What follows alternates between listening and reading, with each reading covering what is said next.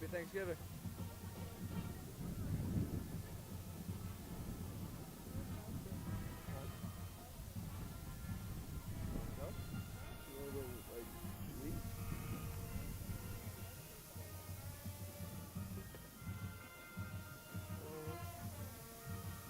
You want to go? You can go. Then shut fucking the thing. Shit.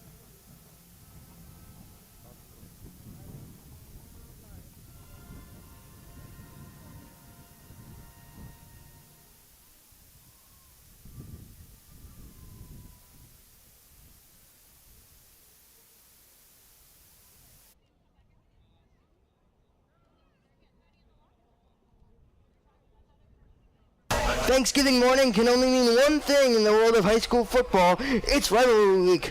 Today, this morning, we've got the 122nd annual meeting between the 8-2 Winchester Red and Black and the hometown 7-3 Woburn Tanners.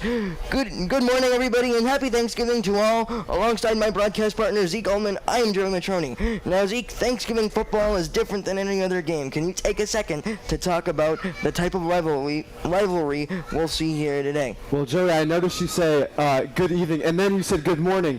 It's good morning. We have Thanksgiving football today. Woburn versus Winchester, one of the biggest rivalries in the state. And wow, these two teams hate each other.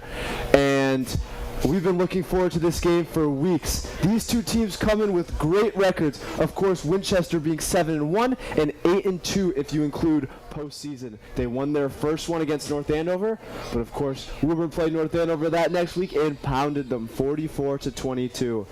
These two teams are special, but let's talk about a special player on Winchester, Kieran Core. Of course, the Harvard committed kicker and punter. We saw him kicking before the game. He was kicking from well behind the 40-yard line, and he was drilling those kicks. He is arguably one of the best kickers in the nation. Of course, some say he is the best kicker in the nation. So, Joey, talk more about their quarterbacks and how they're going to get them down the field to kick those field goals. We've seen in different games throughout the year that the Red and Black have cycled throughout three quarterbacks, so it'll be interesting to see which ones we see on the field today leading the offense. But if I could go back to Kieran Core for one moment, it's unusual to see a weapon like him used in the ways that he is, but with a new high school federation football rule, a missed field goal that lands in the end zone is the same as a touchback, which means that if Core misses, that'll force Woburn and any other opponent to drive 80 yards down the field in order to find the end zone. Yeah, Joey, and we did see him try one from about 60 yards out, and he kicked it right into the turf. So that's what Woburn will be hoping for if he's going to kick from that far, as they would not want a touchback. But, Joey, let's talk more about the running game, because we know Coach Jack Belcher's specialty for Woburn, Brian Ferreira. He comes in, wait for this, Joey, with 4,528 rushing yards in his Woburn Tanner career. Of course, this being his last game. 59 touchdowns and counting, of course, 5 against North Andover, and 412 overall points. Those numbers, you just have to sit back and say, wow, what a player he is, Joey. Yeah, this is a huge game for not only Brian Ferreira, but all the seniors, as you said. Their final game as a member of the Woburn Tanners, but they'll always be part of the Tanner family. But it means even more, as right now the Tanners are down 1 in the season series, 55, 54, and 12 as it stands. And if they come away with the win, they'll be tied at 55 in terms of wins, and the seniors will complete an undefeated record in Thanksgiving matchups. Yeah, and before those seniors can go home to their families and eat their stuffing and turkey and one of my key favorites, key lime pie, they're going to play some Tanner football. We'll go back to a break in a moment, but of course, for the final time this season, here come the Tanners.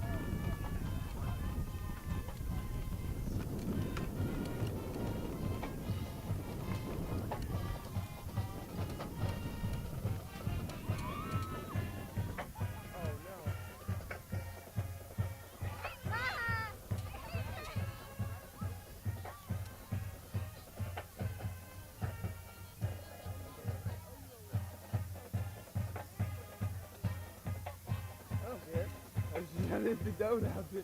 I'm sorry. Okay.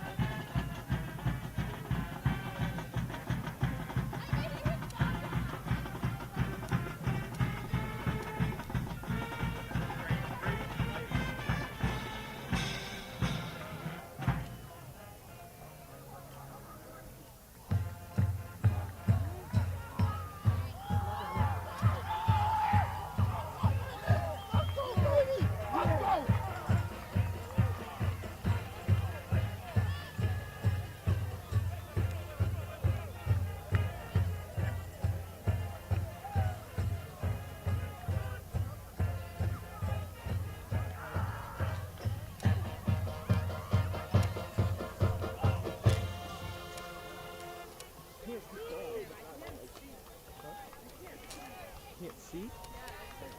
Yeah, I know. How do you think I feel? Ladies and gentlemen, welcome to Conley Stadium at Woburn Memorial High School for today's Thanksgiving Day matchup between the Winchester Red and Black and your Woburn Tanners. Today's game marks the 122nd rivalry game. The Winchester Red and Black lead the series 55-54, and there have been 12 ties. Today's winner will share a title in the Middlesex League Liberty Division with Belmont.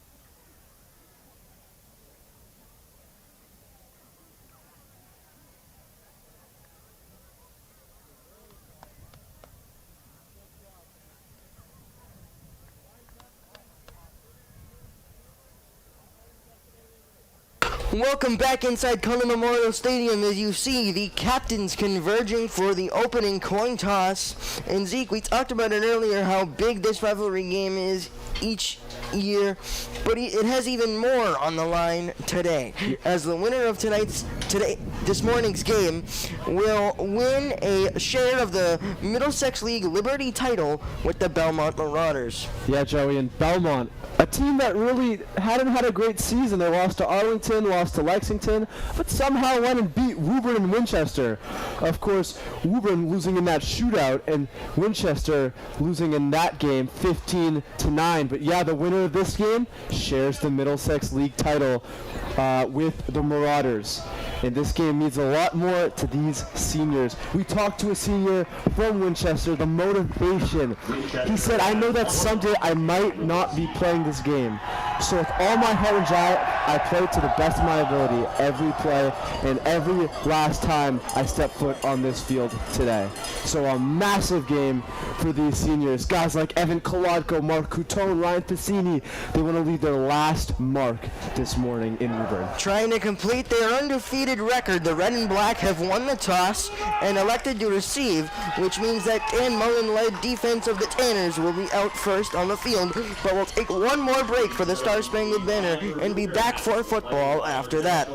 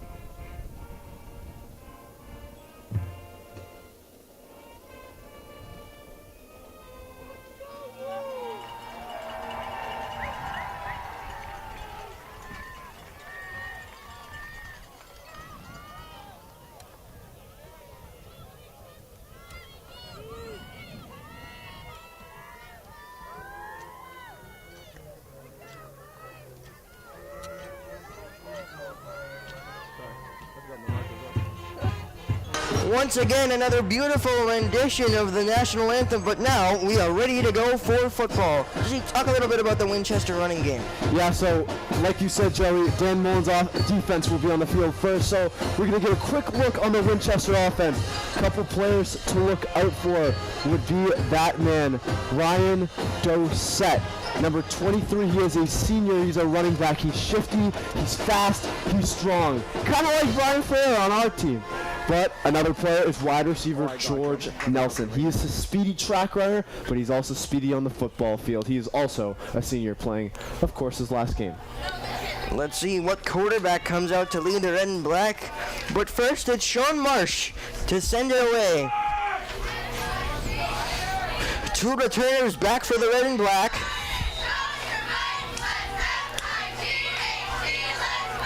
With a swing of Marsh's right leg, the 122nd rendition of Woburn Winchester is underway. And the kickoff goes into the end zone, which means the offense will take over at the 20-yard line. Yes, let's talk a little bit about the defense for the Tanners, of course. Those guys, Matt Souza and J.J. Merlane, those edges that continue to cause problems for opposing offenses throughout this season. And Castrata and Morales, the run defense. Of course, Dante Delagrati, part of that as well. The secondary, Coutone, Passini, Lush, all of them, and Connor Foley, don't forget, are big parts. The first quarterback of the day for the red and black is number 16, Jack Santarelli, a captain. He hands it off to Doucette. On the opening play, he runs off tackle. Good coverage there by the Tanner front seven for a minimal gain on first down. Yeah, and of course, we always talk about Brian Ferreira on the offensive end there with the tackle on the defensive end. Hand off to number 23, Ryan Doucette. Hard hitter on this football team, along with his buddies Kanevi and Kolodko in that linebacking core. Santarelli back in the shotgun, 2nd and 6 after a 4-yard gain on the opening play of the morning. Take a look at Davis on the blitz here. He'll keep it himself, going up the middle, trying to reverse field with a juke, but taken down nicely there for a gain of 1. Big tackle by the young gun Connor Foley there, the sophomore, always putting in the work. Big tackle there to stop the runner. 3rd down and 4 on the opening possession of the game for the red and black, who, as we said, have a 1-game lead in the all-time series with 12 ties, 6 of which ended in 0-0. Although we've been chipping away at that, of course, 2 years ago at Fenway. Of course, Ryan Lush's famous catch, of course, thrown by quarterback Brett Tuzla, who's in attendance today. On a screen pass on 3rd and 4, they've got some space. Down the sideline he goes, no one there. Can the Tanners track him down near the 30? It's a nice play. That's number 4, Captain Ben Wilson. Yeah, Ben Wilson caught that ball with a screen play, had a couple blockers in front, found the space. Brian Ferrer with the speed to get there. But wow, was it a great play.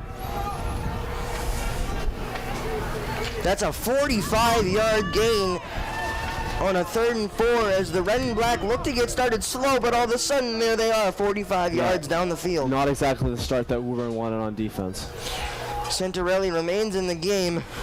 This time he hands it off to Doucette, who goes between the tackles and is tracked down at the 35-yard line.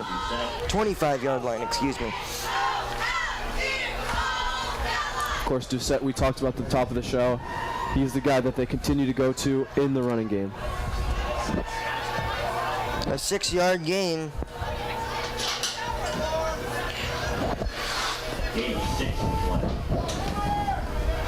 Of course, their JV matchup last Thursday was pure drama as Will Bolognese scored the game-winning field goal from 37 yards out. Santarelli remains in the game as a tight end, but it's Harry Lowenstein in at quarterback for the first time today. Lowenstein hands it off. Another run off tackle. Bouncing. And a run near the 20-yard line. Good enough for a first down. Yeah, we take a look back at the replay. They give it to Gianno DePremio. He gets out there. Good tackle by Woburn, but nonetheless a first down. And we've noticed a little trend here, Joey, in the first couple minutes. It's either the running game or quick passes out for yardage. They trust their blockers. They trust their team to get out in front and give their runners space to go. Lowenstein hands it off to DePrimo again up the middle, dragging defenders, still going. Inside the 10, good enough for a first down. Yeah, and look at DePremo here. Gets past the first unit, past the second unit, and Coutone and company trying to bring him down. He just used all of his strength and muscle to keep going as another first down, and it's now first and goal for the Winchester Red and Black. Doucette comes back in the game now, number 23. As we said, keep an eye on him throughout the morning.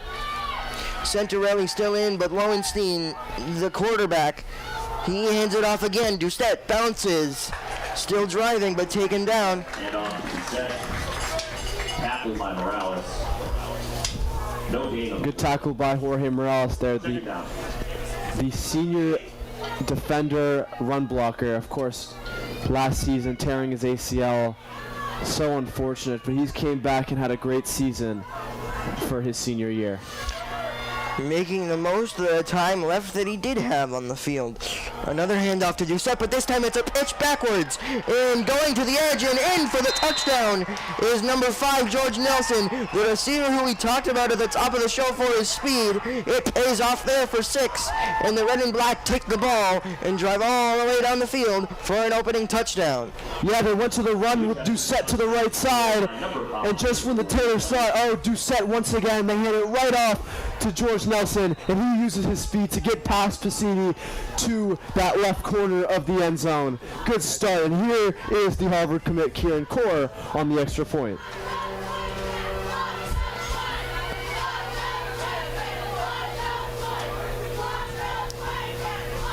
Good snap, good hold. The kick by Core is up and true. 7-0 Winchester after a drive. The Tanners will be back on the offensive side with 8:10 left in the first here on WPMC.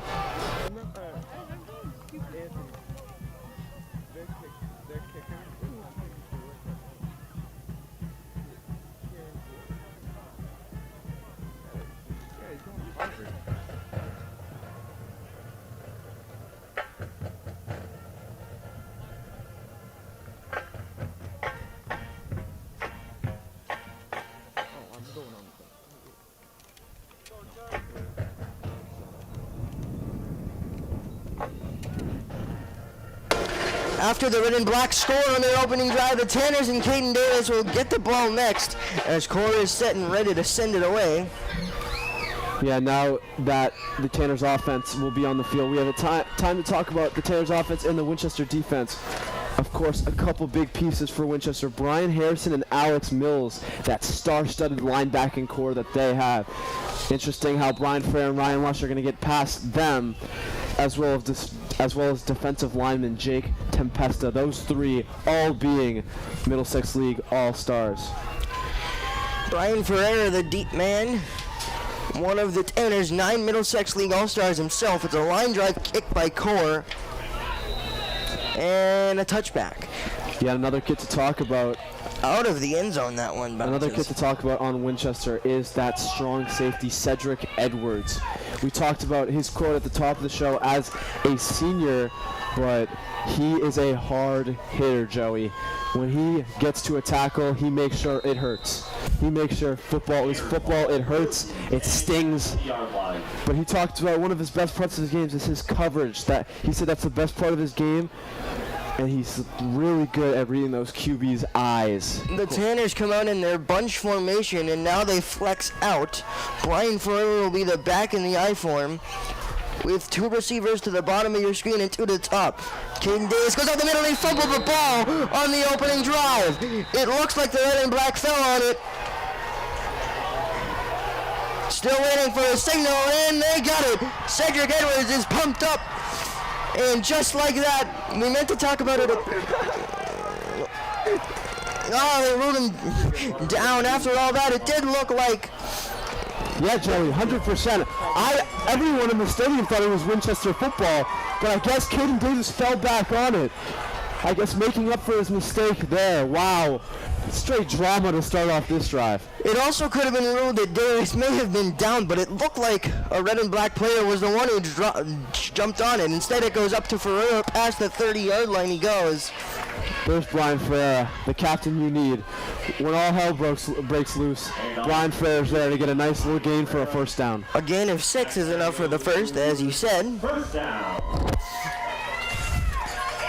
Early drama, but the Tanners escape and now can keep their offensive drive going. In the I form, they stay. Davis hands it up the middle to Kanivi, who's hit hard, but he's able to gain some early yardage. Man, talk about Thomas Kanivi this season, a sophomore in his first season getting play on the varsity level. This man was a Middlesex League All-Star. Mark Catone checks in for Dylan Sigsbury as the Tanners will go to a more spread package here. Of course, Brian Harrison being the linebacker, also a Middlesex League All-Star at sophomore year. Toss to Ferrer, he's got some space, there he goes! It doesn't look like anybody's gonna catch him! Down the sideline, touchdown, Tanners! Take a look at the replay. Brian Ferreira gets a couple good blocks from Jalen Millane himself. Ferreira, once he finds open field, he is not going anywhere except for 6 points.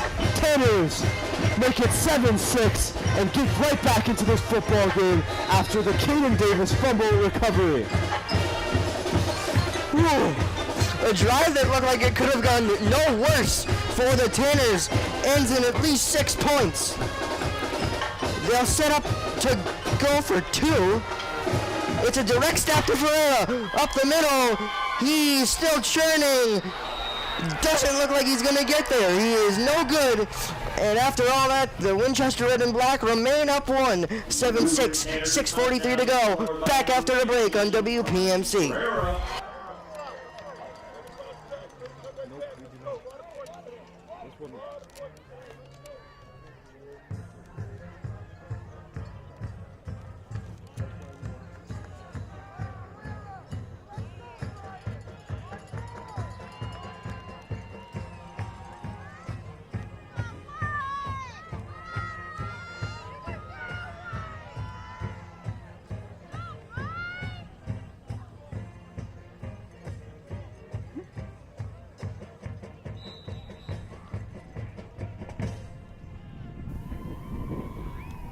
Back on WPMC as Mark Catone sends the kickoff back after the Tanners come away with 6. The kickoff is fumbled by Wilson, but instead he gets it back, going towards the sideline.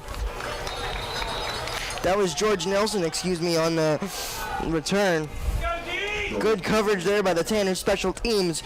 But now let's see if the defense can improve on their opening drive. Zeke, where they let the red and black really just drive right down the field and score. Yeah, so atypical from this Tanners defense. They've had a great season so far, of course, under defensive coordinator Dan Mullen. Of course, his first season back from Belmont as their defensive coordinator.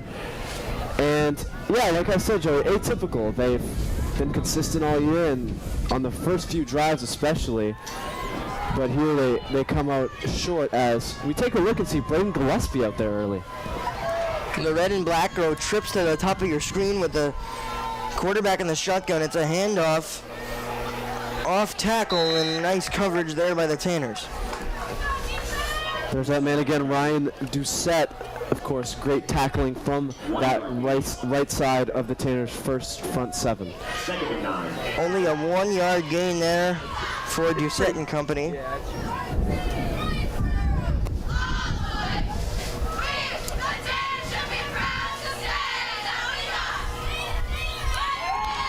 Red and black remain in the spread formation. It's another quick screen. They got 45 yards on this last time.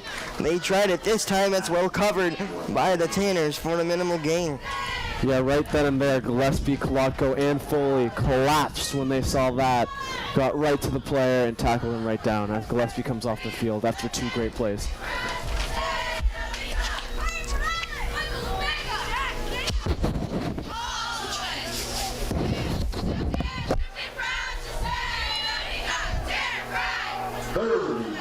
From the It's a 3rd and 2 from the 20-yard line for the red and black. Let's see if the Tanners can get off the field. It's a quarterback power, and he squeezes through enough for the first down. That was Jack Santorelli. Number 16, Jack Santorelli. That rush goes for Winchester, first down. Yeah, Santorelli, we've consistently saw that as well as he can pass the football, he can also run with the football, similar to what we saw with St. Pierre of Westfield in that last time we were out here, Joey. Yes. And of course, very happy to be in here at Conley Memorial Stadium calling this game for you all. This is the first one at Conley Memorial Stadium since 2018. As Santorelli goes up the middle again, he's shot down by the legs, but a nice gain on first down. Yeah, like you said, Joey, 2018, it's been a while, of course, with all the COVID mischief. And of course, the Tanners had that victory at Fenway Park, 26-22 on the walk-off Ryan Lush touchdown, who at that moment was only a freshman. Yeah. 2019, of course, it was in Winchester. 2020 was the COVID season. And then 2021 was, of course, Fenway. 2022 was in Winchester, and now we are back at Conley Memorial Stadium. Of course, this being Joey and I's last game commentating for you all, but nonetheless, we would want a Tanner win, right, Joey? Nothing beats a Tanner win on Thanksgiving over the Winchester Red and Black. 4:06 to go and counting. Motion from the receiver in an orbit style. It's Lowenstein who hands it off this time up the middle, as Santorelli was lined up at receiver for a 6-yard gain. Ryan Piscini with the tackle there. Of course, he is a Middlesex League All-Star himself in his senior season as a captain, and what a career he has had at Woburn High School. When you look at the Winchester Middlesex League All-Stars and they match the Tanner total at 9, what's interesting about Jack Santorelli is they don't list a position. He's listed as an athlete, which means you can see him all over the field. Up the middle it goes on another quarterback draw. Near the 50, let's call it the 48. Santorelli on the rush. Yeah, when you see that... Santorelli good for a first down. Yeah, as Winchester get the first down there. When you see that, you might be confused. You might think, oh, did they just not know his position or something? But now you can see exactly why he's listed as an athlete, because he is an athlete playing all over the field for this red and black team. Number 4, Ben Wilson comes in motion. Santorelli now looking to pass, rolls out, and it's incomplete. Yeah, missed pass from the Winchester quarterback there, as Foley was there on the coverage, almost tipped the ball and almost got his own interception, but of course not the tallest cornerback. Got there on the coverage though.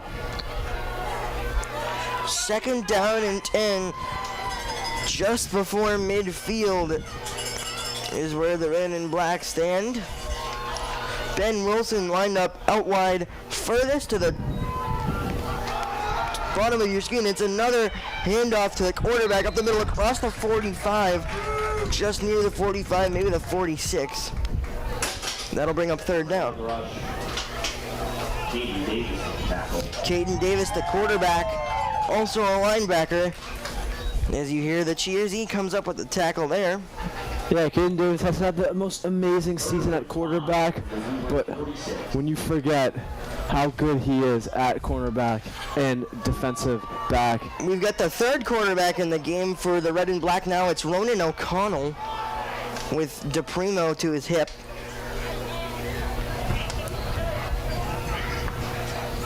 O'Connell gonna keep it himself. He's got some speed to burst across the 45. Big 3rd down stop. Let's see what Winchester go with here. Of course, remember they've got Kieran Core, arguably one of the best kickers in the country, but of course we mentioned the new high school federation rule. A missed field goal that lands in the end zone in the air is the same as a touchback, causing the opponent to drive 80 yards down the field. And a timeout is called by Woburn here. Both teams will regroup. We'll regroup. We'll be back in a second on WPMC.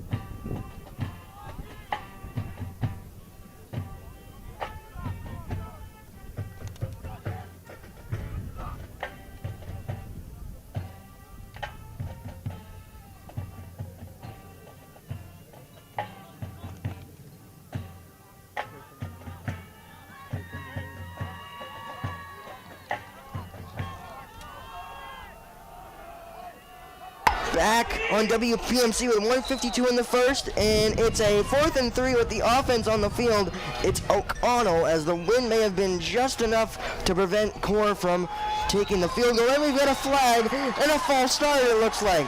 That'll back up the red and black 5 yards and make the 4th down conversion that much harder. Yeah, and Joey, 2 words we've said a lot in our careers as commentators for Woburn Public Media Center: unforced errors. And that's a big unforced error, as Winchester might want to change from going for it on 4th down to punting on 4th down. And here is the 6th-ranked kicker in the nation, Kieran Core. They do make the personnel change and Core out in the punch formation, and just like that, in a matter of moments, it is a stop for the Tanners. They will go back on the ball, barring a turnover, still down 1 at 7-6. Core with a low snap, catches it. The high arcing kick is avoided by Piscini, and out of bounds it goes.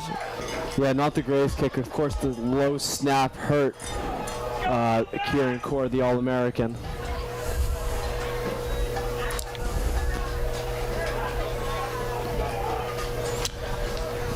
As the Tanners offense gets set to come back out on the field, a 64-yard touchdown was the points for Tanners off the feet of Brian Ferreira.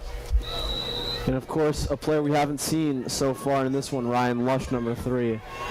Big part of this rivalry in the last few years. The wing T formation in the bunch, and Ferreira has it across the 30, near the 32 is where he'll be marked down. Take a look here. Kanevi out there blocking. Of course, Davis out there blocking after the pitch. Cedric Edwards with the tackle. As Cedric Edwards with the tackle there. 7-yard gain for Ferreira. The Tanners remain in the massive bunch formation. This time it goes up the middle to Kanevi, who doesn't look like he was able to get very far. That last touchdown by Ferreira, the 60th of his Woburn Tanner career. 1-yard gain. Arguably one of the best running backs in the history of Woburn High. Breaking records left and right this season. And it's a quick 3rd down and... Yeah, of course, Joey, breaking records as he did in Reading earlier this season, breaking Tom Hart's rushing yards record. Full house formation. It's a handoff to Ferreira on 3rd and 4. Pushing. Let's see where he's marked. It looks like he's got enough for the 1st down to keep the drive going. When in doubt, give it to Brian Ferreira. You need a 1st down. You need a couple yards of extra effort. Give it to Brian Ferreira, and there he is again. Under a minute now to go in the 1st quarter. The Tanners down 1, but driving after the defensive stop. Take a look at Sigsbury down low at the bottom of your screen. Bunch trips to the top of your screen. On the other side, opposite Sigsbury, it's a handoff to Ferreira again. Bouncing off his tackle. Sprawling his body across the 40. Handoff to Ferreira. Take a look at the replay here. Gives it to Ferreira. Good tackles there from Delagrati, Parziali, and that little move to get by George Nelson. It gives them a couple more yards. It was the senior Alex Mills on the tackle, and that'll end the quarter. We'll flip sides and be back after a quick break on WPMC for more Thanksgiving football.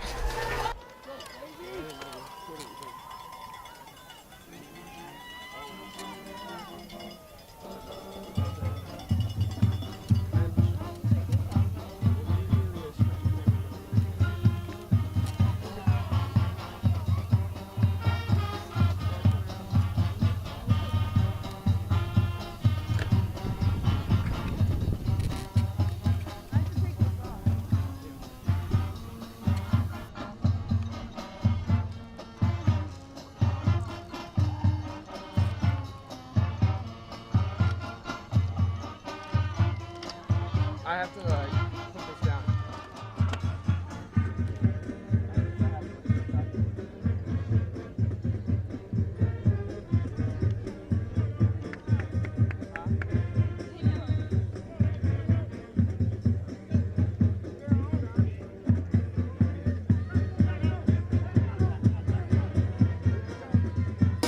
Back here at Woburn Public Media Center, of course, the Woburn offense coming back on the field. Let's take a look at the personnel On second and 6, got Kanivi, Ferreira, and of course Sigsbury. They've got that power punch there at tight end. Full house backfield. Ferreira gets stopped early, still driving though, and pushed backwards, which will bring up third down for the second time this drive. Quick shout-outs to the Tanner cheerleaders, Tanner band, a couple of their last few moments. Split back formation, a handoff to Ferreira again on third down. It looks like he's not going to get there. He is short, and now decision time upcoming for Coach Belcher and company. Looks like it's not much of a decision there as the offense gets quickly back on the ball. Big play here, Joey. And a huge play upcoming. Ferreira trying to bounce it outside. He's reaching across and he's got enough for the first down. An absolutely athletic play there by Brian Ferreira to reach the ball across the first down marker. Yeah, big play there from Ferreira.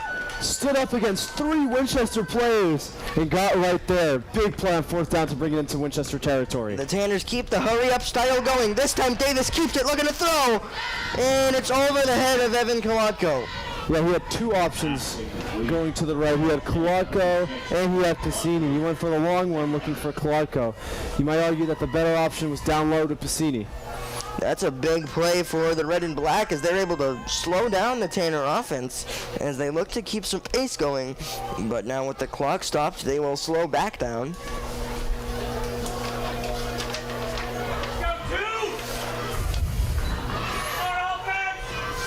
Caden Davis back onto the field as he always relays the play in front of all of his players.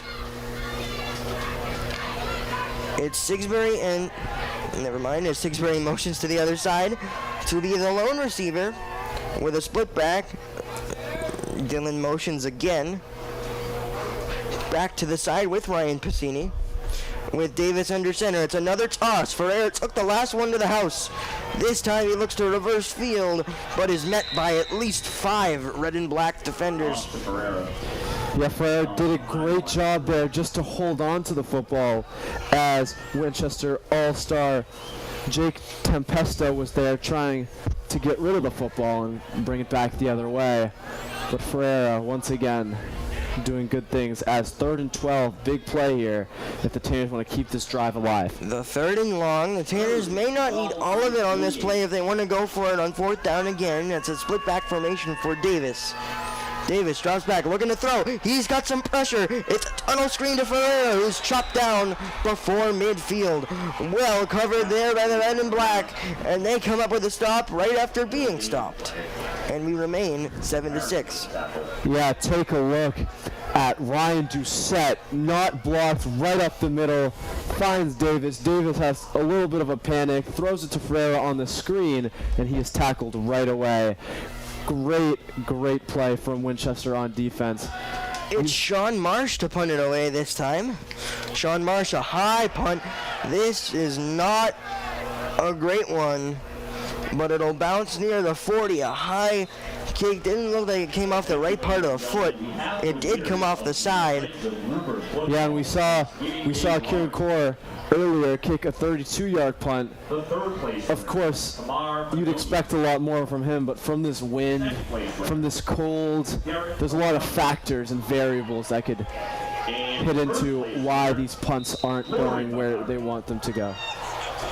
Your prizes will be mailed to you. The red and black offense back out onto the field after the stop. They've got trips to the bottom of your screen and 1 lone receiver to the top. It's Lowenstein to hand it off up the middle near the 45. Goes the running back. That is Yanni DePremio 4-yard gain. on the 4-yard gain. 2nd and 6. Lowenstein passes it, it's batted, but it's still caught, almost batted, now it's caught, reversing field, there he goes. George Nelson still going near the 25 and finally brought down. Pass complete to number 5. There he is once again, George Nelson. He gets out in space, and he cannot be stopped. A bunch of blockers. Winchester doing well with the blockers out in front, finding that green grass for their runners. And Pacini and Clark are finally able to bring him down. I got a little mixed up there as J.J. Merlin seemed like he was right there to bat it down, but it still was able to fit through the window.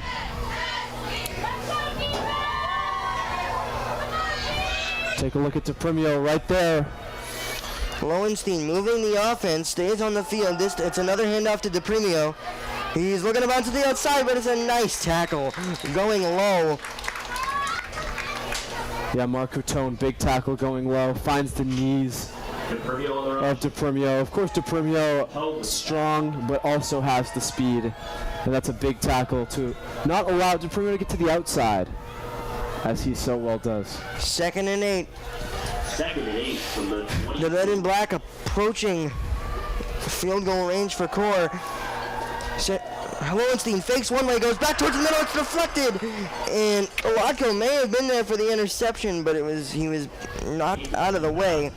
Pass was intended for number 16, Jack Santorelli, who's played quarterback as well so far today.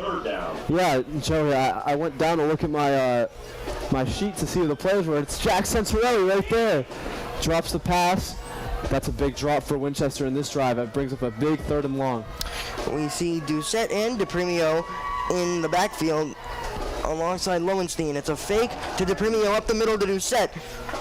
Doesn't look like he's going very far. It's a nice stop by the Tanners defense as Matt Souza was there.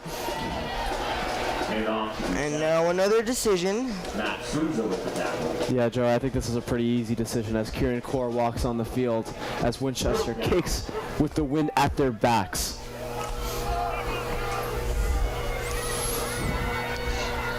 As we mentioned, Core, arguably one of the best kickers in the nation, committed to Harvard. It's Santorelli to hold.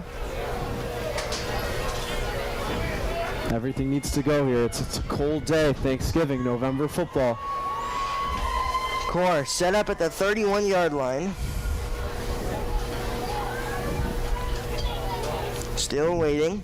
Now the snap. The hold by Santorelli. The kick is up. And the kick is no good. A miss by Kieran Corn. Unusual, but the Tanners escape with no points. Still 7-6, 7:01 left in the 2nd quarter. Yes, Kieran Core runs to the sideline with his arms up. Maybe he thought it was good. But it's not good here. Interesting to see the actual view of this, but very controversial early. 7:01 left in the 2nd quarter.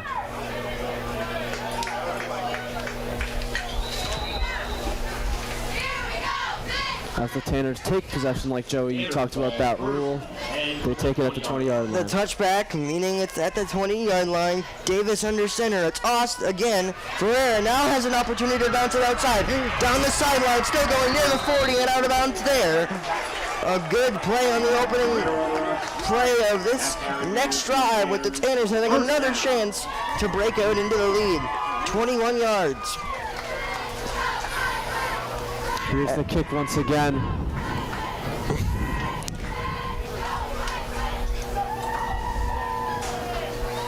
Tough to say. So close.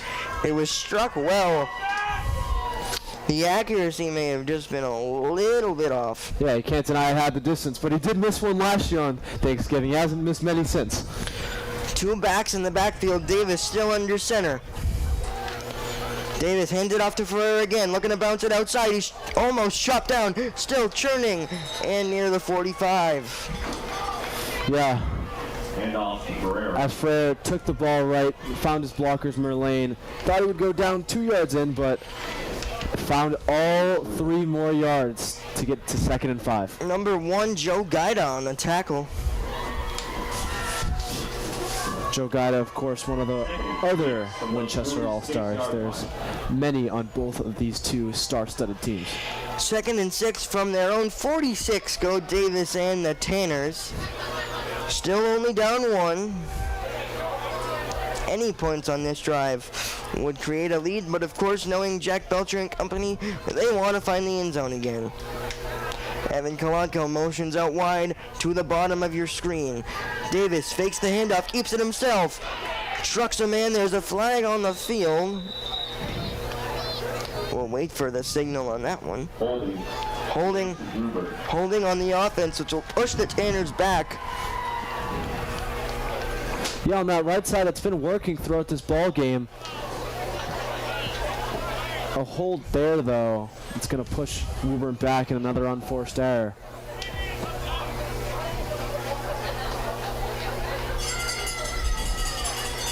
.5:54 remaining in the first half.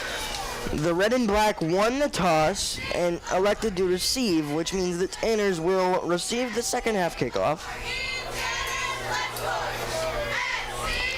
A split back to either side of Davis. Two receivers to the top, one motions now. It's Lush, who looked to hobble a little bit there.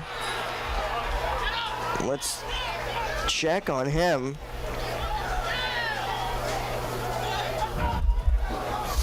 All in all, good coverage by the red and black to bring up a 3rd and 20. Stopped in the backfield. 3rd down. Lush looking angry as he did hobble off that field, still hobbling on the sideline. Of course, a big part of this offense and this defense as he takes his helmet and is frustrated in anger. I'm not sure if he tripped or if something didn't feel right, but we'll have to keep an eye out on that. Davis under center, two split backs again in the backfield. It's a fake handoff. Davis looking to throw, going downfield, and the pass is intercepted by the red and black. Going back the other way near the 35-yard line. It was number 5, George Nelson, who came away with the interception, and the red and black will take over in plus territory with 4:45 left to go in the first half. Yeah, Davis faked the handoff, rolled right, tried to look for Kanevi, overthrew him into the hands of George Nelson. He took it back a couple yards, of course a fumble and then another recovery as Winchester have a chance to score at the end of this second quarter, first half, and that is a big swing. The score would be huge for them as they'd go up and have to play defense as the Tanners will receive the second half kickoff. O'Connell back in at quarterback for the red and black. It's a handoff to DePrimo, who reverses field but is shut down by the legs from behind. DePrimo on the rush. Kanevi with the tackle. Now, it's one of those moments now where the defense has to come up big. Your offense with a miscue. Pretty much a tie game at 7-6. 1 yard loss of the play. And your defense needs to get that ball back, and you need to find a way to drive back down the football field. Turnovers have been the one common denominator for the Tanners in their losses. So let's see how much that interception matters in the end. O'Connell dropping back, looking to throw, firing deep down the field. Nice defense there by the secondary. Yeah, that was targeting Captain Ben Wilson. Ryan Piscini, although he was a bit undersized on that matchup, he was able to use his speed and jumping ability to break up that one. Yeah, like I was saying, Joey, Ronan O'Connell there with the throw. Looked like a great throw there, but Piscini with the speed right there to swat the ball away as Ben Wilson. We saw him earlier in this one.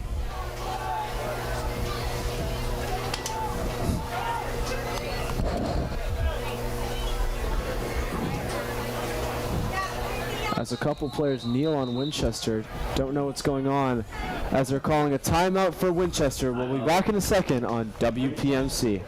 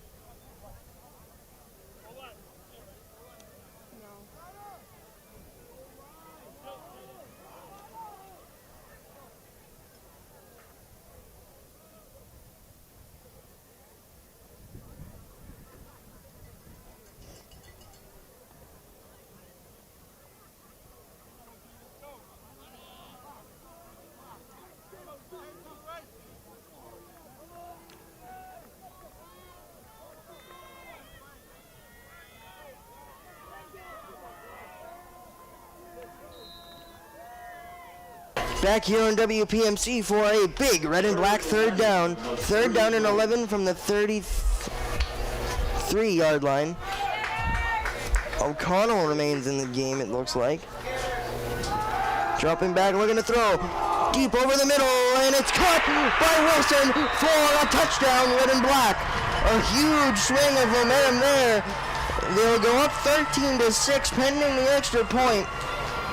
Just totally beaten over the top was Foley, and Wilson wide open in the end zone. Yeah, once again, O'Connell trying to find Ben Wilson. This time he gets him on that route through the middle, right by Foley. And now Winchester, pending the extra point, can go up 8 points with 3:53 left. And it's going to be important to see how Caden Davis in the offense can respond to this one. Good snap, good hold, the kick is up, and the kick is good, which will extend the red and black lead to 8 points by a score of 14-6.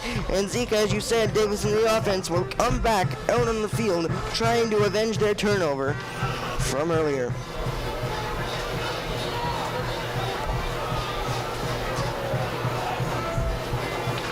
A couple plays in this one, Joey, for this Woburn team that just unexpected, like the holding when they're trying to get that third down play. That big holding hurts them a lot, like the pick hurts them a lot. So many plays that they could just have avoided hurt them a ton as they're now chasing 8 points. The Tanners do or are not afraid to go for two, as they've done it all throughout the season. So I'm not sure that 8 instead of 7 really scares the coaching staff that much. But still, the necessity to have a successful two-point conversion is always there. Kieran Core ready to send it away. Yeah, Joey, I want to point out as We've got a whistle. yeah, flag will come out, false start from the kicking, so take that one again. A couple yards back.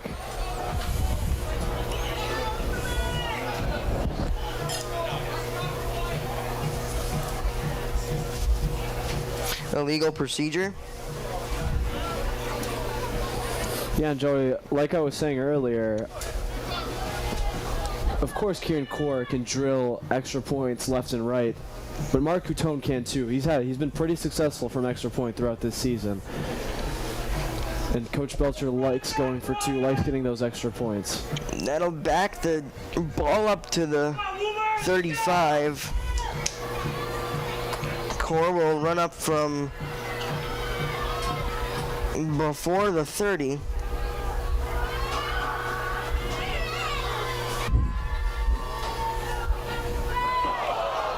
He missed the ball on that one. No, the ball just went off the tee there. Okay.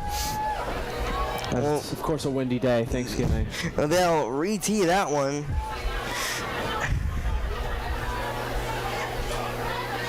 And they'll bring in number 25. That is Connor Pandolf to hold. Yeah, shout out Mr. Pandolf, of course, math teacher at Woburn High School and coach on the Winchester football team. I don't know how we feel about that one, Joey. Between enemy lines. But this time it's a line drive kick by Core, bouncing to the deep man Ferreira. Looking to get some space out across the 25. And he's taken down by Yanni DePrimo. Yeah, Ferreira here getting those extra yards as he does so well. Alex Mills was also on the tackle with DePrimo. Joey, as it's Thanksgiving, I want to ask you a question. Favorite pie flavor? Favorite pie flavor? Ooh, I'll go with shout out to one of my grandmothers. Chocolate cream pie, specifically with an Oreo or graham cracker crust. Interesting, Joey. That actually sounds really good. I'll get mine after this play. Davis, screen pass to Pacini. Pacini can't avoid the defender, and he's taken down at the 30. Field tackle. Yeah, I tried to find Piscini on the screen like Winchester did earlier. A couple players there on the tackle like Bronner Co.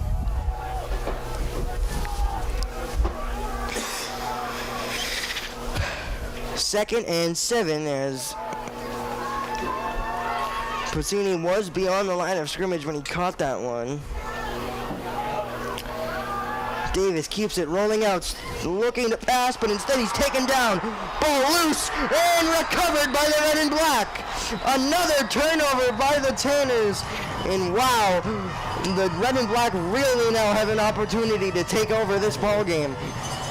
Covered by Winchester. 2 chances for Woburn to go down the field and tie the football game and take the lead earlier. Caden Davis with an interception and now a fumble. And we're going the other way, and like you said, Joey, Winchester have a chance to put a dent in this one before halftime. The senior linebacker, number 33, Alex Mills, was the one to recover it. And after a very short break, the Tanners defense back out onto the field due to the second turnover of the ball game. And from the 34. Take a look at Dylan Cover's Foley at the bottom of your screen. Up the middle the run goes, near the 35. Rush by DePrimio. Tackle by Davis. Caden Davis makes the tackle. And we've got Harry Lowenstein back out on the field at quarterback. As we mentioned, they've gone through 3 in a game, and they've done that here today as well. Lowenstein hands it off. Up the middle it goes again. And off DePrimio. DePrimio gets another carry. Tackle by Morales. Yeah, the run defense for the Tanners has been pretty good throughout this ball game. Morales there, Castriata, all of them there at run defense. Really consistent throughout this season. And again today, of course, both touchdowns coming from a screenplay and a passing touchdown.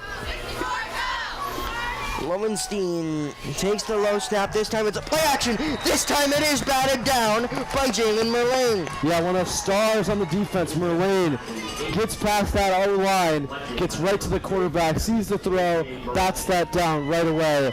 Harry Lowenstein had nowhere to look except for Jalen Merlane's hands, and Merlane bats that down. Big play for the Tanners. Brings up a 4th down as here he comes, Kieran Core. 0 for 1 on field goals, but he has made both extra points. Yeah, Kieran Core maybe seeking revenge of the referees after that last kick, as he did not like the decision. Of course, the field goal kicks too high for his liking. 45 yards out here.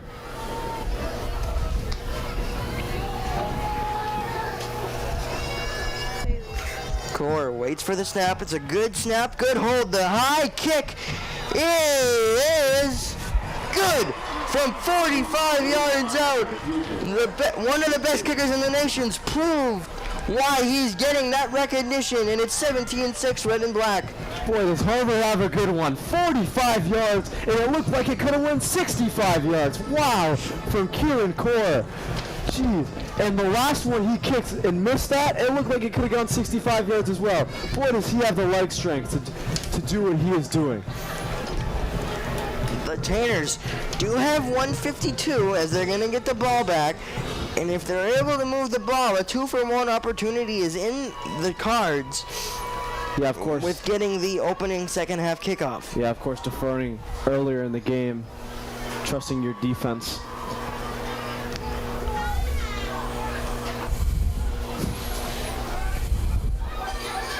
Core will elect to try without a hold this time.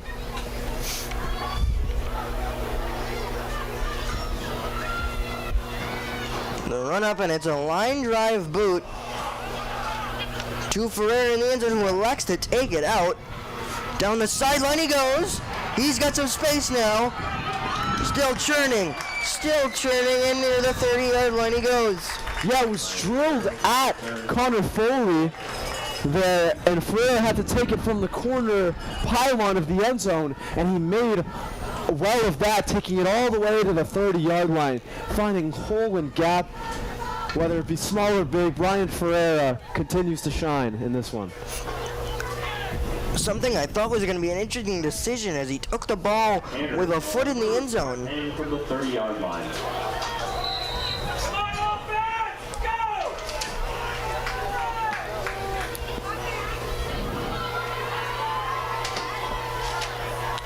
Tanner's back in their bunch formation.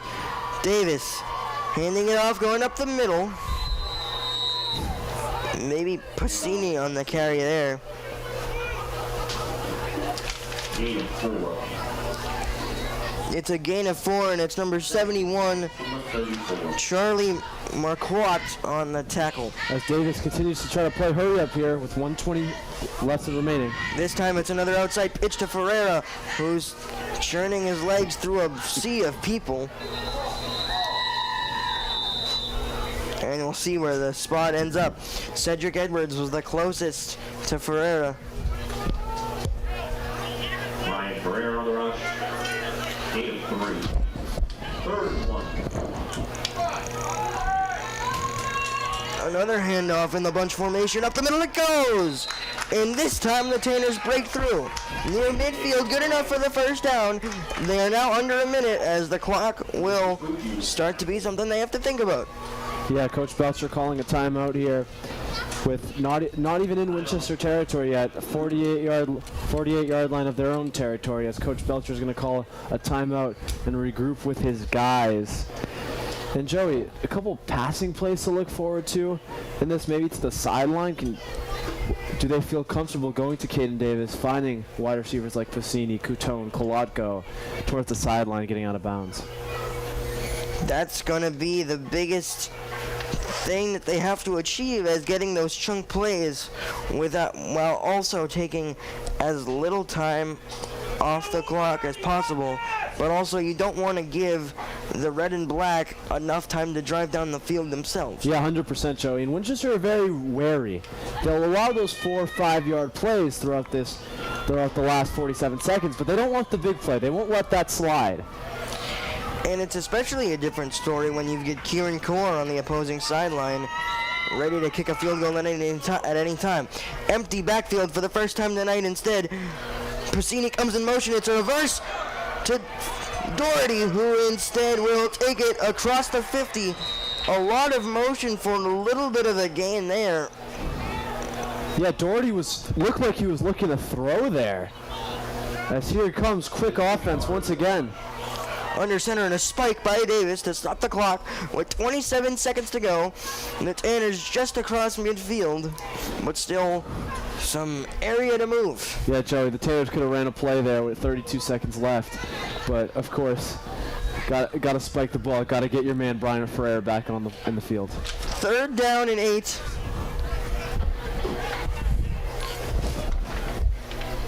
As Davis comes back out onto the field. Let's see what formation they come out in here. It is Ferreira with him to his side, with 2 receivers offset to the bottom and 1 to the top. Davis keeps it himself and is tracked down and sacked by Alex Mills.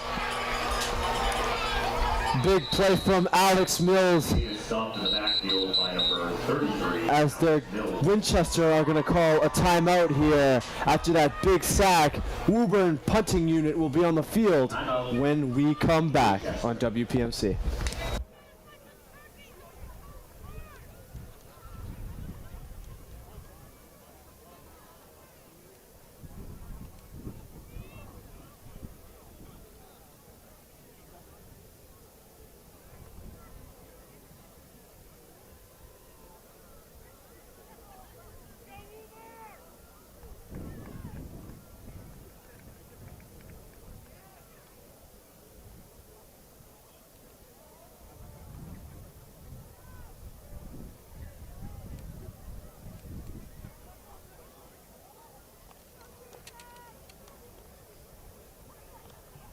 With 14 seconds left in the first half clock, we're back with the Tanner punting unit on the field. And number 5, George Nelson, back to receive. George Nelson's got that speed and agility that he's shown throughout this football game, but a good punt from Marsh here. Brings Nelson back. Instead, he tries to reverse field, gets some space, but it's well covered by the Tanners, and he's taken down at the 26. Boy, what a tackle there from number 43, Michael Nicholas, to get back there, and a big hit on George Nelson as they put him back far enough that 3 seconds won't hurt the Tanners. 11 seconds came off the clock on that punt. So let's see if the red and black get aggressive or First and 10 on the 27. Harry Lowenstein in the shotgun. They've got 2 backs in the backfield, which signals a kneel down, and we'll go to halftime with a score 17 for Winchester and 6 for Woburn. Of course, as we do every halftime, we'll send it down to the band for their wonderful performance. Back on WPMC for the second half of football after a break.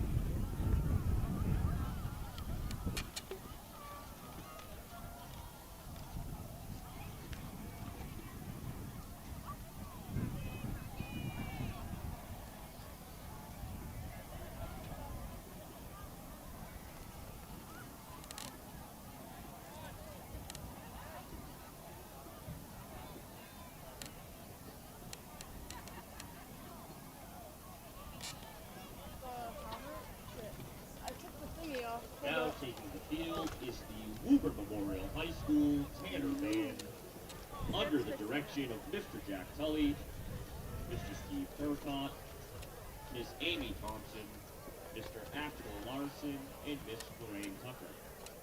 The drum majors are seniors Megna Somaraz and Rachel Harrelson.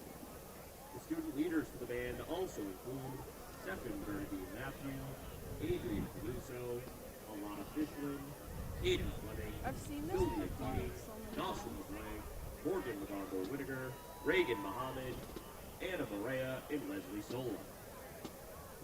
The Woburn Memorial High School Marching Band will be presenting their show in the spotlight.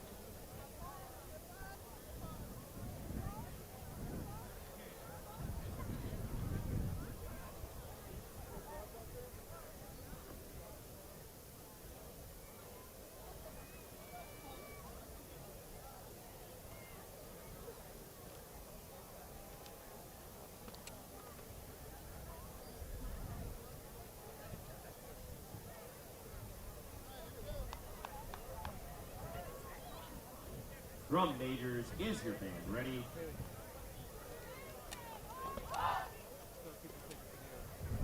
Woburn Memorial High School Tanner Band, you may take the field.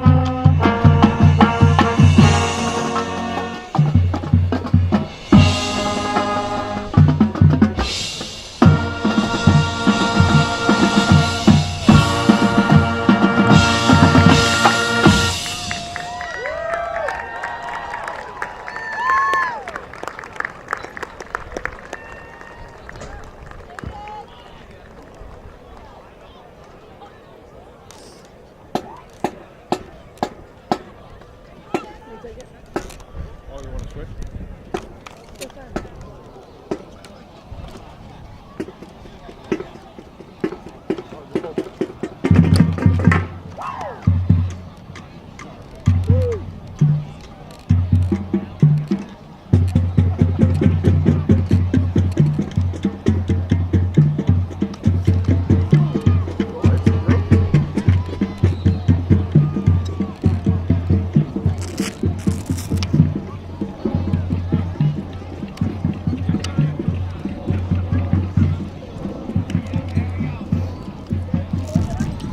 Oh, yeah.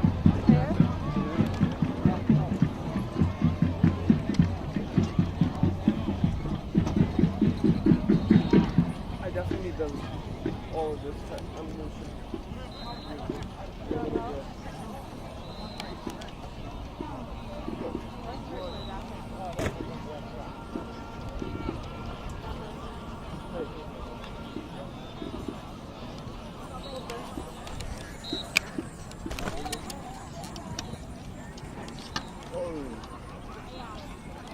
No way, just did that.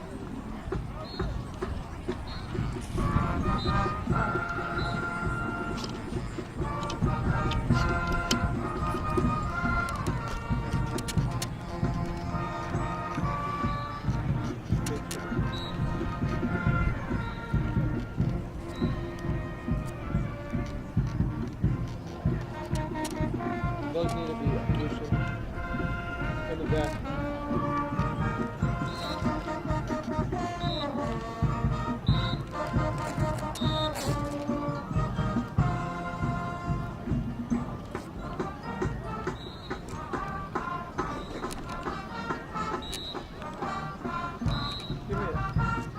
Attention, ladies and gentlemen, I a need woman's illuminate. purse was found and is being held by a police officer next to the entrance of the school. Again, a woman's purse with identification Ryan Blake has been found and is being held at the entrance to the athletic center across the field. Ryan Blake, your purse is being held by a police officer at the athletic center.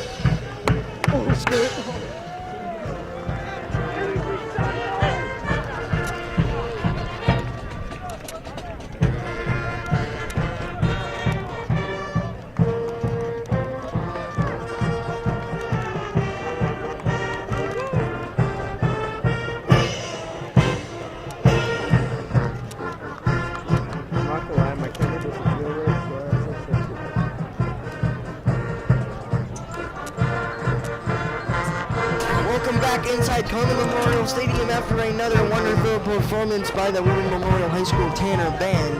Now, Zeke, with the score being 17-6 in favor of Winchester, what do you think needs to change for the Tanners in this final 24 minutes? Yeah, the Tanners offense needs to start moving the ball down the field efficiently. Their one touchdown came off of a long play, and a lot of their gains are of long plays from Brian Frere. They need to start moving the ball consistently, getting first down after first down after first down. Themselves in the red zone a couple times this half. Kieran Core boots it away, and we are back underway. And it's another touchback.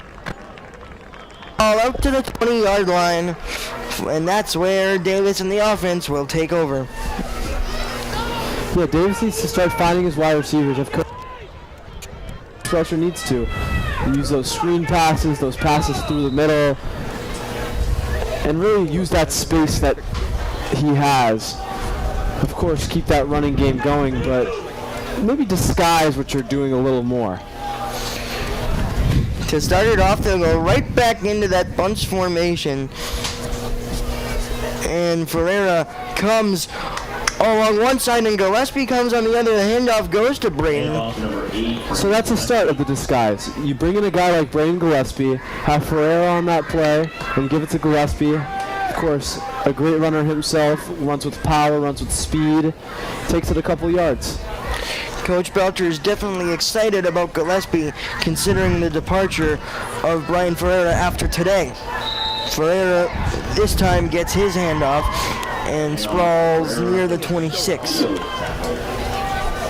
And it's a quick 3rd down and 7 that Tanners need a bigger type of play here as it's changed to a 3rd down and 4. And the pile will push, but it does not look like they're going to have enough for the first down, and they're inside the 30 on 4th down. Alex Mills, who's been all over the field on the defensive side for the red and black, gets another tackle, and here we go. The Tanners will back it up with the offense still on the field, and this is going to turn out to be a big play here early in the 3rd quarter. Davis desperate to keep this offensive drive alive. It's another bunch play. Ferreira churning. Let's see where he's marked. It's going to be a big spot here. It is going to come down to the spot, and they gave him the first down. Just barely, Brian Ferreira sprawls out across the 30 and thankfully keeps this drive alive. What a backbreaker it would have been to give the red and black already scoring position, but instead Davis fires down the middle, and it's off the hands of Passini.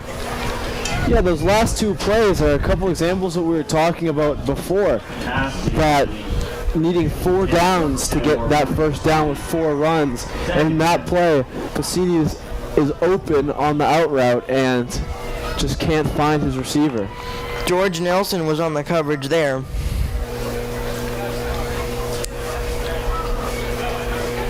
He's got that big 45-yard screenplay on the offensive side and has done well in coverage on the defensive side. Mark Catone comes in motion. It's a toss to Ferreira, who reverses field completely, trying to find an area to roam, and taken down near the 35. Take a look at Ferreira here. Doesn't find an option going left, goes right, finds a couple blockers, and takes it as far as he can go. Really maximizing what he can get there, as it's another big 3rd and 5 play here. Number 55, Lucas Fuji on the tackle there. And again, it may continue to be 4-down territory for the Tanners. They've already gone for it once this drive. Davis under center in the I form. It's a handoff up the middle to Ferreira. And he's going to have enough for the first down. Still turning his legs, trying to get to midfield. Oh my goodness, look at him drag the pile. That's how you get the running game going. Give Ferreira the football and get blockers out in front and blockers behind. Look at Delagrati and company just turning a couple more yards almost into Winchester territory. They'll mark him down at the 49 just before midfield. 9:14 and counting left to go in this third. Still early, and the Tanners have been able to move the ball thus far. Gillespie checks in once again. He's in the I form. He's got those white gloves. Davis looking to pass. Wanted to fire deep. He pump faked it, instead gets rid of it out of bounds. Smart play by Caden. Yeah, Joey, if Caden had confidence there, I could see Ryan Piscini through the middle. Had a little bit of a step on Captain Ben Wilson of Winchester, but he decided not to throw it there and just throw it out of bounds and take the incompletion. 2nd and 10 now. Not willing to risk another possible turnover, which would be the third of the game. And would give Winchester back the football, who've been moving the field, the ball down the field pretty well in this one.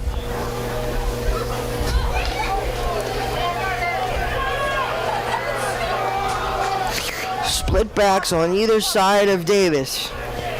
Catone comes in motion. They hand it off to Ferreira, who goes up the middle in a burst of speed. And a beautiful run there by Brian to get a first down. And another big chunk play by Brian on the ground. Yeah, massive gap open there. Courtesy of number 77, Jaden Castriata. Really good block as he took the ball up for 15 yards. The Tanners look to have a little bit more energy here, Zeke, to start this second half, and that's what they needed going into the half down 11.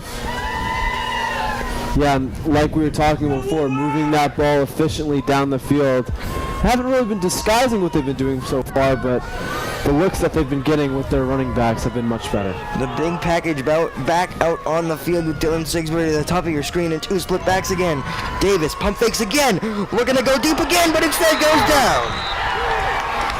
Another smart decision from Caden Davis.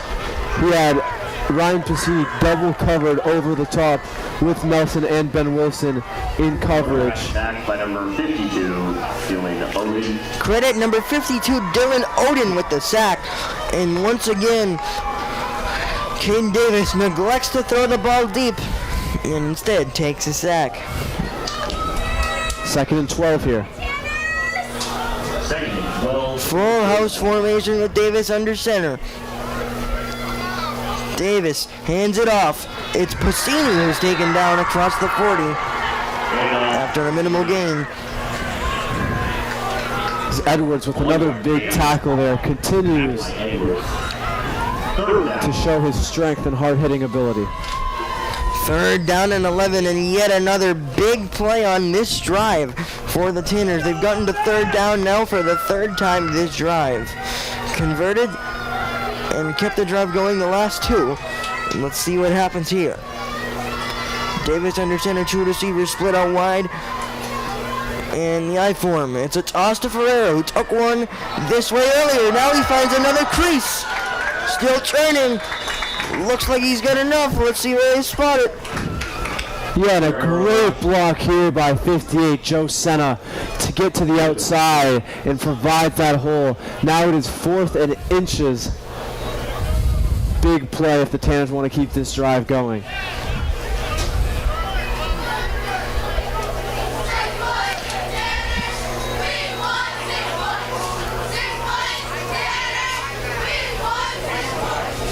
The 21-yard line is where it's spotted. 4th and 1 from the 27. Full house formation, 4th and 1 from the 27. Ferreira up the middle, breaks through. Still churning, got enough for the first and way more. 5 Ferreira goes for Tanners. 1st down. All the way down to the 14-yard line. Runner Coe on the tackle, but not before Brian Ferreira got a big first down on 4th and inches. Now bringing the Tanners closer to a touchdown as Gillespie comes back in the game to give senior captain Brian Ferreira a well-deserved breather. Still haven't seen Ryan Lush, and Gillespie has kind of slid into that spot.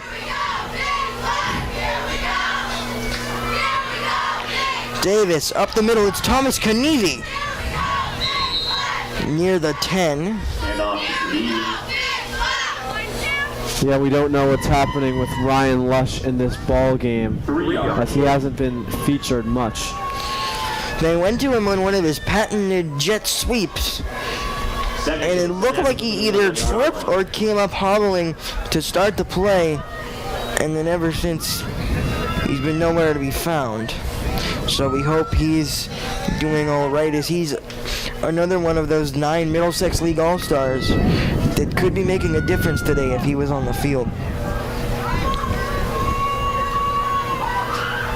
Davis under center. It's a sweep to Pacini, who's got the edge. There he goes, inside the 10 near the 5. Let's mark him down at the 6.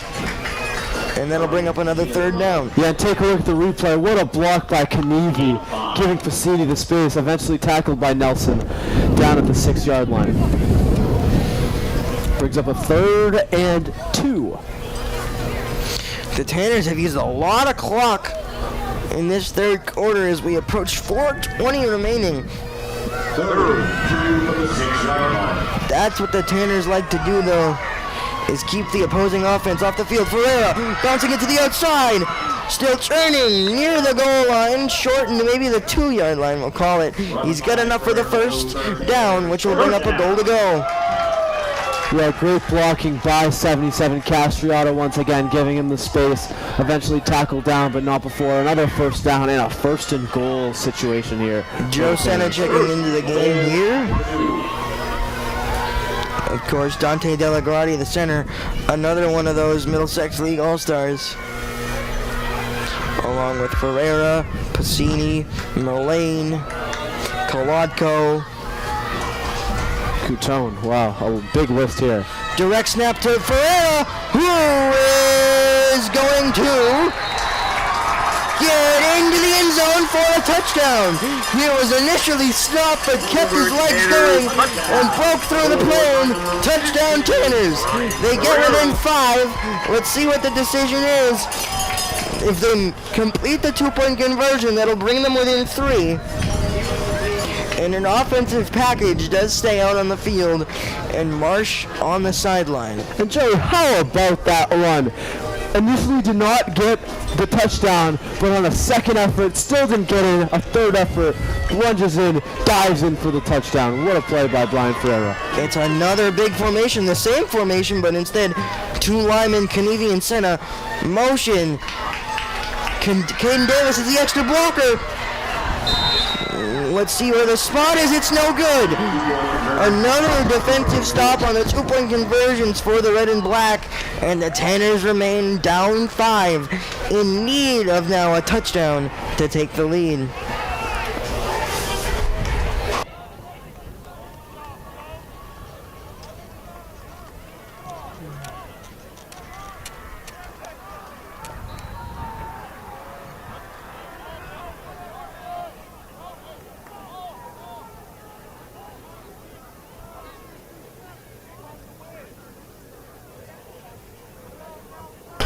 Back here on WPMC as the Tanners once again come away with only 6. They went to Brian Ferreira back-to-back, and that time the red and black were there. A high kick deep inside the 20. Got some space now to roam across the 30. Go the red and black. It's number 5, George Nelson, on the return. Got a big block on Kanevi there, George Nelson on the kick return. putting him on his back. An 8-minute and 28-second drive that only results in 6 points. The Tanners would have liked to have all 8, but they are still in this ball game, only down 5. But the defense is going to have to step up and give that offense an opportunity to take the lead. O'Connell back. This time he keeps himself running off tackle near his running back. A pile of players, and let's see where the spot is. 5-yard gain.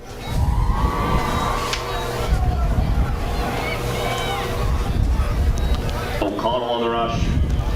Gain of 3. 2nd and 7 from the 35. They'll call it a gain of 3, which will place them all at the 35-yard line. We're now under 3 minutes to go in this third quarter. The Tanners really in need of a defensive stop to give their offense a chance to take this lead. O'Connell, single back, hands it off to Doucette. And he stopped very early. J.J. Merlane and Evan Kolodko were there. That's Yanni DePrimo, on the carry. Either way, though, good defense by the Tanners. Yeah, and a good tackle also by Coutone was the first contact on DePrimo, bringing up a massive third down play here. Get a stop. They'll go to their punter, Kieran Core, and the Tanners will have the ball back right away. 7 from the 35. A 3rd and 7 from the 35-yard line after no gain by DePrimo on that last one. O'Connell fakes the handoff. He's going to throw deep. He's got a man wide open, and he slides to make the catch. A big chunk play to bring the red and black inside the 20. That's number 5, George Nelson. These receivers have been making a huge difference for the red and black. Yeah, and confusion in the secondary. Nelson left wide open. A better throw from O'Connell, and Nelson is away for a touchdown, another 6 points. But instead he slid down to make sure he made the catch. He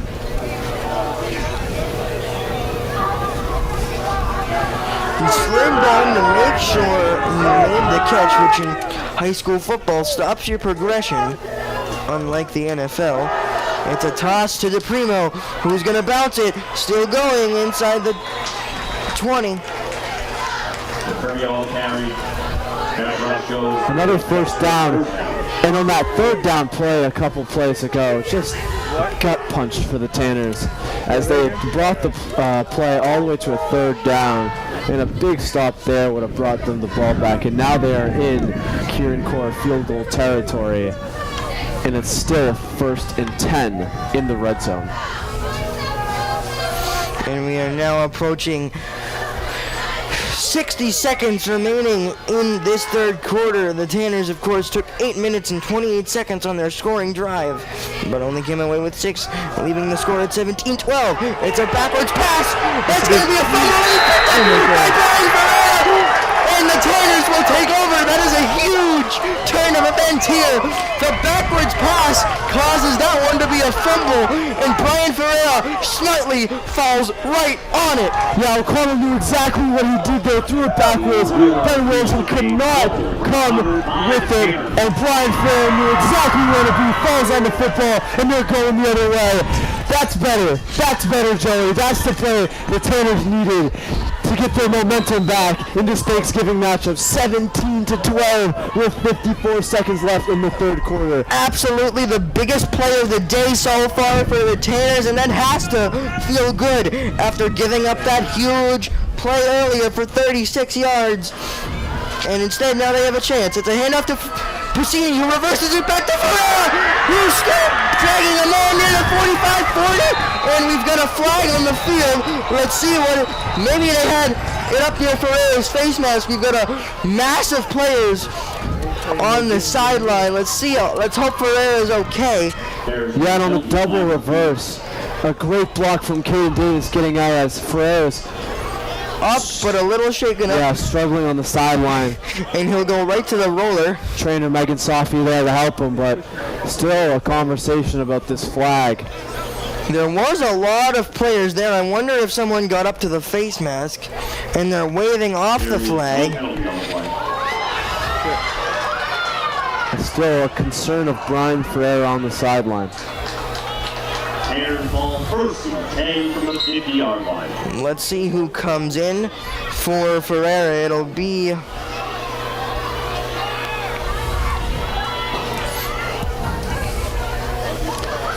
course Ryan Lush injured and now Ferreira injured. Who you going to go to? Kanevi is technically the back, but it's a handoff to Puccini up the middle.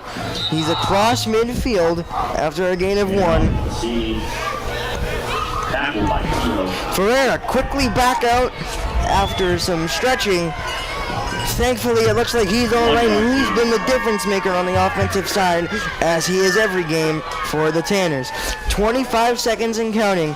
The Tanners if you're just joining us, came away with a lateral fumble recovery as it was a backwards pass, which means the ball is live. Yeah, and Ferrer, after that big chunk play, taking yard after yard with two guys trying to tackle him at once. Maybe came away with a cramp, but the trainer got him good, and he's right back on the field. For a second, I thought Ferrer might have even had a chance to take that one all the way, but a linebacker was able to track him down. But then, of course, he drove the two defenders with him, and it will go to the end of the third quarter. Put up the fours, ladies and gentlemen. The Tanner sideline is fired up with an opportunity to take the lead if they can find the end zone here in the fourth quarter. Back after a quick break on WPMC.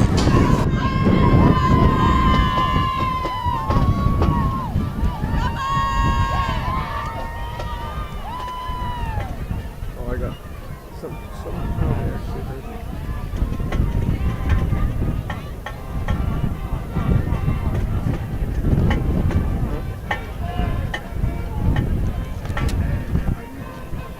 Okay, do you want to do it? You want to do it?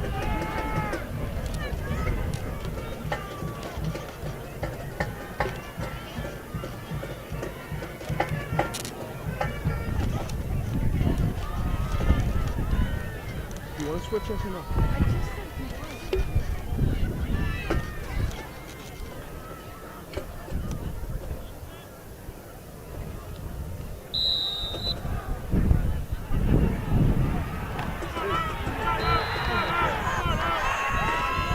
Second and 9 from the 49-yard line. After a momentum swing, the Tanners now have an opportunity to take the lead in the fourth quarter. Of course, it's the star player all year long, Brian Ferreira, who fell on the fumble on the lateral. And he fumbles the ball on the next play, and Winchester falls on it. A fumble, two fumbles in a matter of a few moments. Puccini actually was the one who misjudged it with Davis. Ball long play recovered by Winchester. And it's 55 Lucas Fuji. And just like that, Winchester grabs the momentum back. Just an incredible swing of events, Joey. It's hard to have any words for that. You know, you crazy fumble 2 plays before, and to see, like you said, misjudges it, and Winchester going the other way. Only 4 seconds come off the clock on that play, and the red and black offense, back on the field, and it's Doucette, or DePrimo, on the carry. Kennedy with the tackle. Thomas Kennedy with the tackle.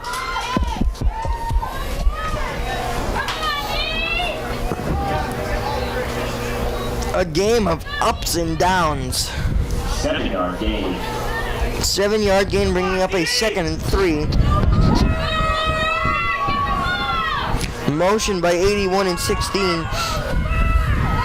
And another handoff to DePrimo, who's looking for the edge. He's got some space, and he's pushed out of bounds by Catone. Brought by DePrimo. But he's got plenty enough for a first down.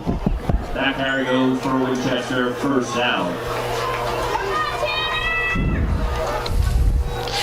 13 yards, of course, good enough for the first down. 11-16 with the clock stopped as the run by DePrimo went out of bounds. Yeah, and out of DePrimo and Doucette in this game, you'd have to say DePrimo has been much better with his speed and agility to get to the outside. DePrimo again looking for the edge, and he steps out of bounds near Puccini. Of course, Doucette's still a powerful back as he is part of the 50-point club, which means he's getting quite a few touchdowns this season.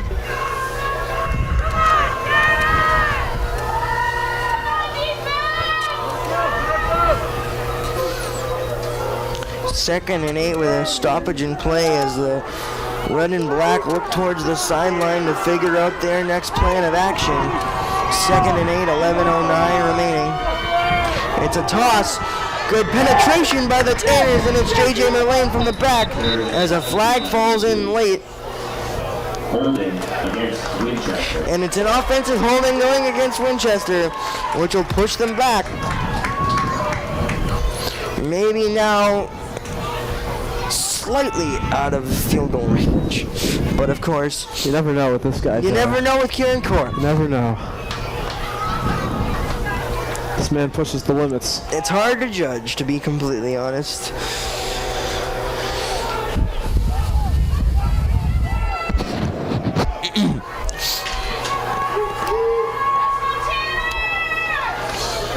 It's a second and long play here. Massive play, 11:03 left in this fourth quarter. 2nd and 17. Lowenstein has been the quarterback most recently for the Tanners. This time he keeps it. It's a screen that's batted up! And incomplete. I thought the defensive lineman may have been able to follow on it, but they ruled it incomplete. Let's look at the replay. Yeah, Merlane with the swat there. Tried to get right back under it. Just a little late, but nonetheless a great play from the senior. A third down and long. Third down and 17.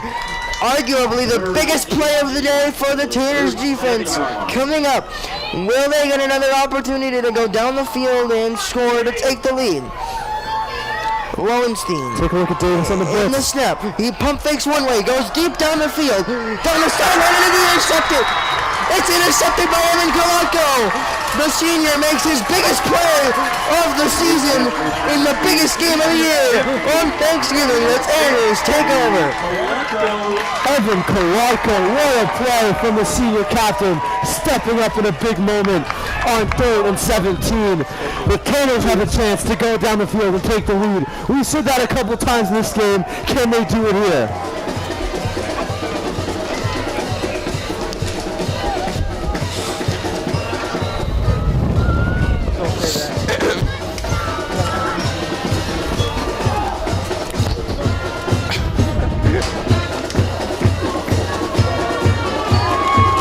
As Caden Davis and his offense comes back out on the field, take a look at Bassini at the bottom of your screen.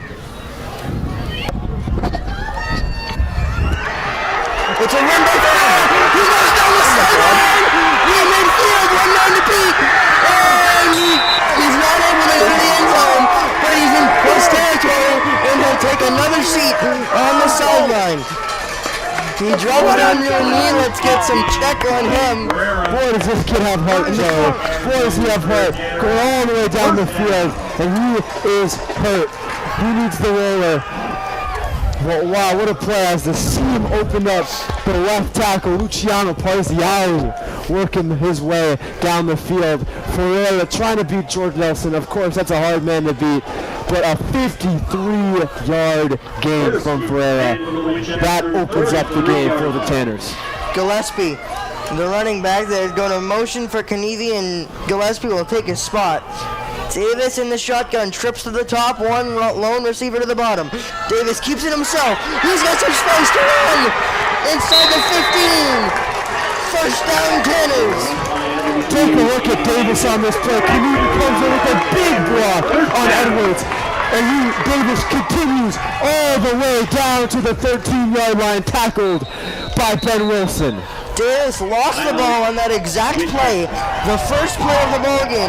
Luckily fell back on it, but of course he was not deterred and uses it again to get inside the 15, right at the 15 on that play right there. And the Tanners are hyped after that play. Castriota coming to the sideline, waving his hands, telling the fans to get ready. And they are down to the 15-yard line, 1st and 10. This has to be a touchdown, Joey. A touchdown will give them the lead, and if they go for 2, a field goal by Kieran Core would give the red and black back the lead. But we've still got 10:27 remaining in this quarter. Football, Joey. Plenty of football. And boy, this rivalry coming down to this, Joey, couldn't go any other way, right? This has always been one of the games where the record doesn't matter, but you knew going into it that this was going to be one of the better games, as both teams came in with positive records.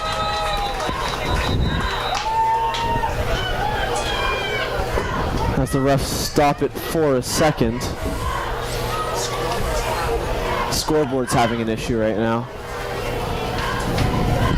course, we have the specialty Anthony Gilio. The little leaves in honor of Thanksgiving. Of course, Gillespie takes the off-tackle handoff near the 10. A flag flies at the end. Let's see if they rule it It's going to look off. like a holding on the offense, and it is. Big mishap for the Tanners. Ferreira checks back in after getting some more stretching in. As they pick up the flag and bring the ball back 10 yards, not what the Tanners needed in this situation, as it's 1st and 20 now. These big chunk plays, I think, like you said, Zeke, may be causing some cramps for Ferreira, but of course, knowing him, he's not going to stay out for very long. Yeah, not at all. He has heart. He's going to play as much as he can in his last game. Caden Davis with a full house backfield. It's a handoff to Ferreira. He's stopped early, though, by 4 red and black defenders. Not going very far there. Brian Harrison, the first man there. Stays 2nd and 20. This is probably out of Mark Coutone field goal range. 4 down territory. Of course, the Tanners needing a touchdown to take the lead. Under 10 minutes to go, but still, of course, plenty of football left to be played. Mark Coutone checks in a receiver for Dylan Sigsbury on this play, and Davis has split backs. Davis drops back, rolling out, looking to pass. He will pass to the sideline, and it is ruled a catch. It's Mark Coutone. Finally, Davis rolling right, tries to find the receiver, finds Mark Coutone on the bullet pass as he makes the catch at the original yard line and falls down. Now it is a 3rd and 11. 15-yard line. The 15-yard line is where the Tanners will take this play. Davis trotting his way back out onto the huddle. That's where he'll relay the play. 2 receivers to the top, split back formation. Pacini thought almost motions, now he stays back.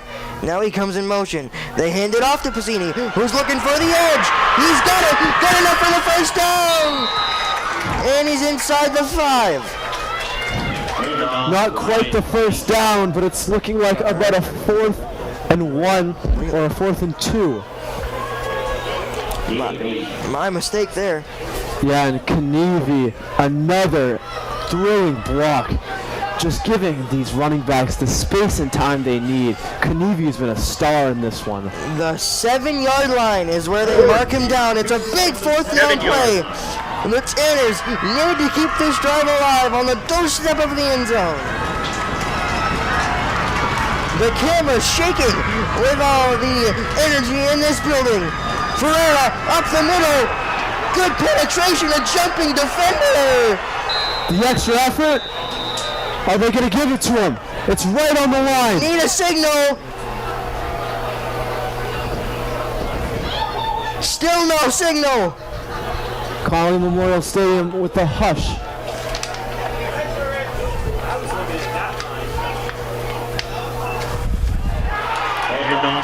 Ferreira unable to get there, and the red and black come up with a major stop. A hush for, and a flag falls after the play. Unsportsmanlike conduct on, they pointed towards Winchester, which will give the first down. But it's, No, it's after the play. they're gonna rule it after the play. Yeah, it's going to be after the play. So the Tanners still on defense, but I apologize. The offense came back out onto the field, so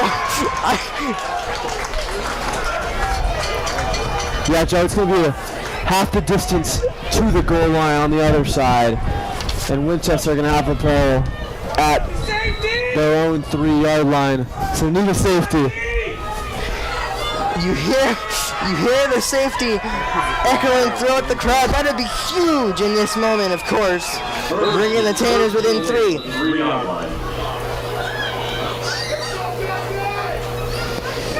Another moment where the defense needs to step up, as they have done this whole half so far. And another hush falls over the crowd. 10 from the 3-yard line. 1st and 10 from the 3-yard line. Still looks like some confusion all throughout the field. Yeah, these guys holding the markers, pressure like they've never dealt with in their whole life.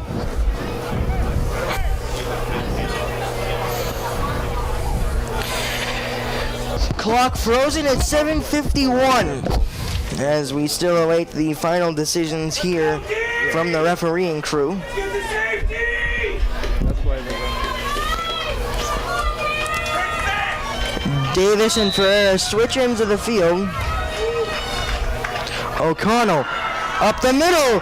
He's flipped around, and a minimal gain on 1st down. Centerelli rush. That was Jack Santarelli, excuse me.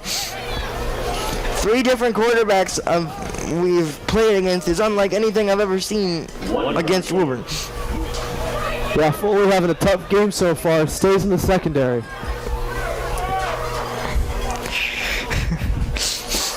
Second and 11 from the 4-yard line. Santarelli remains the quarterback in the shotgun formation with Doucette to his hip. This time he reverses to the off-tackle side of the field, and he's got a nice play, good enough for the 1st down. Maybe. Centerelli. The sticks will move. Back goes for Winchester, 1st down. A gain of 11, good enough for the 1st down, which will bring us under 7 minutes. The defense in desperate need of a stop now. Haven't heard Matt Souza's name a lot in this one. Could he have a big play to say? Another run up the middle. Oh, it's a fumble! It's a fumble again! The Tanners are within! Goal-to-goal situation. Let's see who fell on it. It looks like Ferreira just took it out of his hands. Brian Ferreira takes the ball in his hands, goes the other way. Boy, he was struggling on the sideline all game long, but what a play. Wow, Brian Ferreira. Ferreira is well aware that this is going to be his last game as a Woburn Tanner and is trying to make the biggest impact he can on either side of the football. Wow, Brian Ferreira with the stars in attendance on Thanksgiving does it again. This is unlike a performance we've seen from Brian Ferreira. I know he scored 4 or 5 touchdowns in a game, but the all-around performance is unheard of. This time it goes to Ferreira on the offensive side. He's inside the 10, maybe the 5 after a gain of 5.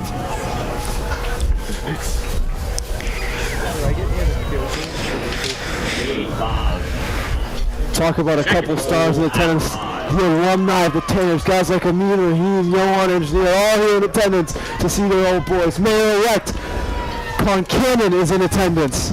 All the stars watching Brian Ferreira shine. The ball is marked at the 5. Tanners remain in the bunch formation. Gillespie comes in motion. It's a handoff to Puccini. Up the middle. Take a look at the 3rd down. Really with Ryan Lush's jet sweep here, trying to make something of it. But number 16, Jack Centrarelli, the man himself, and Brian Harrison there on the tackle. Of course, 2 Middlesex League All-Stars combined, as Sigsbury comes out of the game for Coutone. 3rd, goal from the 5-yard line. No gain on that last one. That brings up 3rd down and goal from the 5-yard line. The Tanners in desperate need of points, preferably a touchdown. As the camera shakes once again as people stomp their feet here in Woburn. Split back formations and a whistle. Coach Belcher's going to call a timeout here. His team's going to regroup. He knows how big this play is. We'll be back after this on WPMC.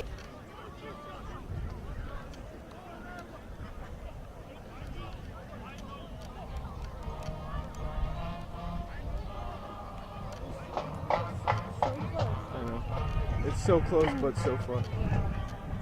Me?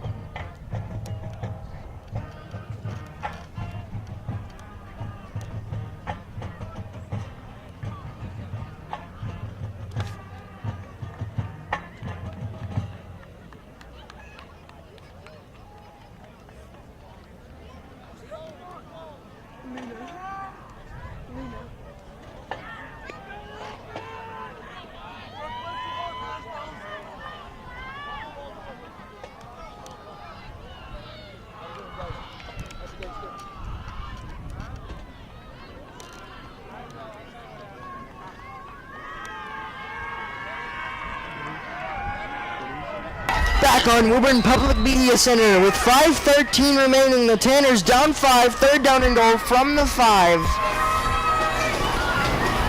Ferreira, of course, in the backfield in the offset eye. Davis looking back towards Coach Belcher, now under center. Takes the snap. Toss to Ferreira. A flag flies. Ferreira does not get there. Another flag flies. It looks like it's going to be on Winchester. Don't know what they're signifying, as it's a face mask on Winchester, and that is half the distance to the goal line. That will also reset the downs with an automatic first down for the Tanners, which means at the most they have 4 more chances to punch this ball in.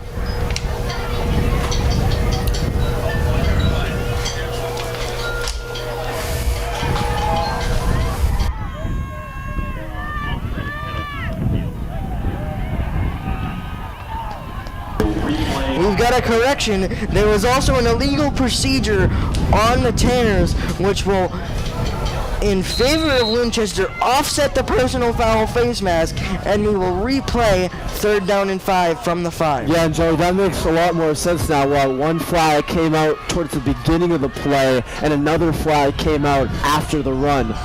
So those offsetting penalties give Woburn another chance on third down. Third down and 5, all offense takes a look back at Coach Belcher, and we've got another whistle. Timeout. Woburn. Coach Belcher elects to take another timeout. 5:07, he's only going to have 1 remaining, but he wants to make sure he's got the right play call here for these final 2 plays to try and punch it into the end zone. 5:07 left, back on WPMC after a quick break.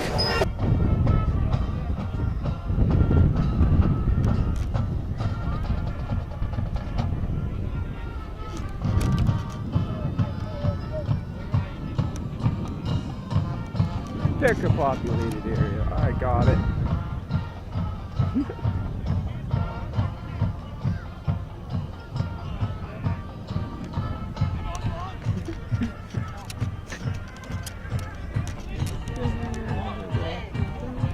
Back on WPMC, 17-12 in favor of the red and black. 5:07, and as we said, the offsetting penalties, which means we will replay third down and 5 from the 5. It's third down and goal. Davis trots back under center. He's got the I form with Kanevi the fullback and Ferreira the running back. It's a fake toss to Ferreira.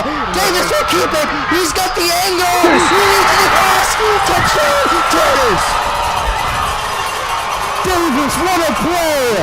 Davis finds the seam, has Larry with the block, gets all the way to the pylon, and in for the touchdown. Kareem Davis comes up big for the Tanners. Once again, does it on the defensive end, now on the offensive end. What a play from the man himself, Middlesex League All-Star, Kareem Davis. The undeniable biggest play in the career of Caden Davis. He finds the end zone, and the Tanners have the lead with exactly 5 minutes to go in the 4th. Now a big play here if they go for 2, try to make it a field goal game with Kieran Core waiting on the other side. Split back formation. Kolodko motions. It's Catone who will do another motion. The handoff goes to Ferreira. He's in! 20-17. Ferreira finds the lane here as he hadn't before.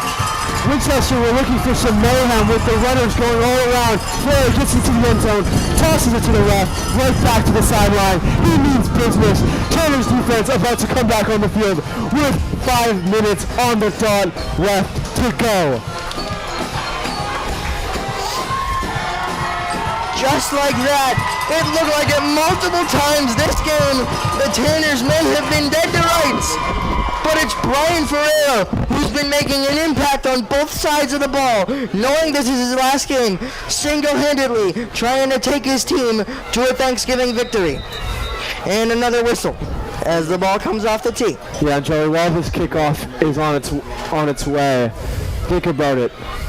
Famous rivalries, Yankees, Red Sox, Celtics, Lakers. Canadians Bruins. It all comes down to the heart. It all comes down to who wants it more. No matter what the record of these two teams are, it's Winchester Woburn. Who's willing to put their lives on the line for this game? It's a short kickoff. Doucette gets it across the 40. A nice return, which will create good field position for the starting red and black offense. And Joey, we've been talking about it all week long. Will he come down to a Kieran Core field goal to either tie the game, or will he miss to give Woburn the lead? The Harvard commit maybe about to have all of the marbles on the line for Winchester here, and a Middlesex League championship on the line. O'Connell hands it off to Doucette, who's looking for the angle. It's a decent gain on first down, a gain of 3. Staying ahead of the chains. Clock ticks.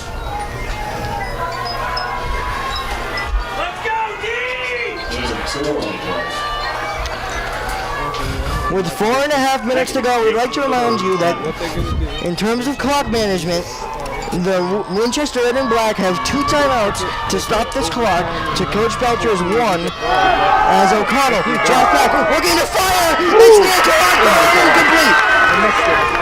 Yeah, that was actually an incredible play from number 4, Ben Wilson.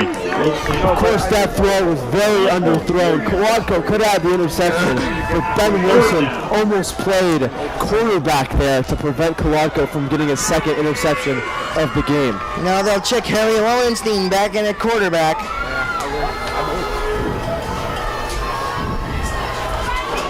He's got the better arm, as he's proven here this morning. As we're now into the afternoon. I apologize. He drops back, looking for a screen. It's caught. The throw up right there. What a beautiful play. Ryan Cassini coming out of nowhere. Wow, what a hit as he hypes up the crowd and his teammates.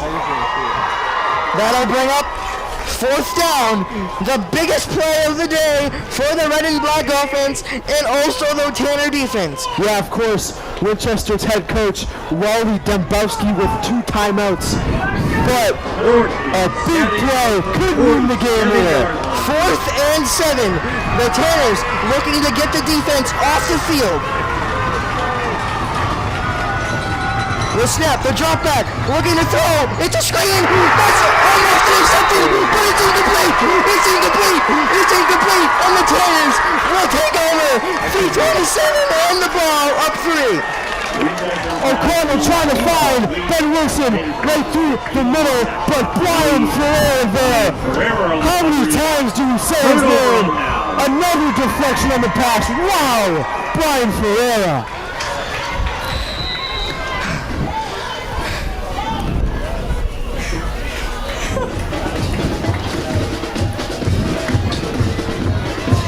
As here comes the Tanners offense back on the field with a couple of first downs. The Tanners go into a full house set. Davis hands it off to Ferreira, the star of the game. Going nowhere. Nice defense by the red and black, and they go with the early timeout. 1 remaining. 3:16. 2nd down and 10. The Tanners coaching staff has to preach ball security in this final 3:16, as you don't want to give the red and black a short field to get into Core's field goal range. We've talked about him all day, arguably one of the best kickers in the nation. Ranked number 1 on a lot of different polls, this man can decide games. You could theorize all week long on whether or not the game was going to come down to the foot of Core. Hopefully the Tanners can avoid that. 2nd down and 9, 3:16. Winchester defense back out onto the field. Coach Belcher using every last second of this timeout to draw up the best possible play. I want to go back to the Davis touchdown. That's a type of play we haven't seen all year long. The fake toss kept by Davis where he actually runs it instead of looks to pass, and it comes away in the biggest moment for the go-ahead touchdown. It's another handoff up the middle, this time to Thomas Kanivi, who's got some good yardage there to make it a 3rd and short. Yeah, impressive game there from Kanivi as Winchester calls another timeout on the play. But getting the ball all the way down to Winchester's 38-yard line, making it a more manageable 3rd and goal.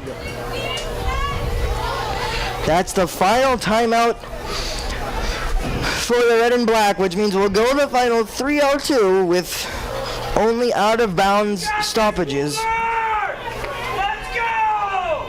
3rd down and 3. 1st down would be massive here for the Tanners offense. Davis, of course, the biggest touchdown of his career to give the Tanners the lead, and then they give it to Ferreira to complete the 2 points, putting them up 3. Still a 1-possession game if the red and black are able to get a stop, but a 1st down here would go a long way towards a possible Tanner victory. Man, and the tension between these two teams, like we talked about, Cedric Edwards actually went to middle school at Woburn's Kennedy Middle School, and he wants a win here. The Tanners come up with a 3rd and 3. Davis under center. Oh, we got it offsides! The defensive lineman jumped, and that'll give the Tanners a 1st down. Number 55 on Winchester, Lucas Fuji, jumps off sides, and that probably will give Woburn the win today as they just need one more 1st down on the ground. The Tanners have to preach ball security.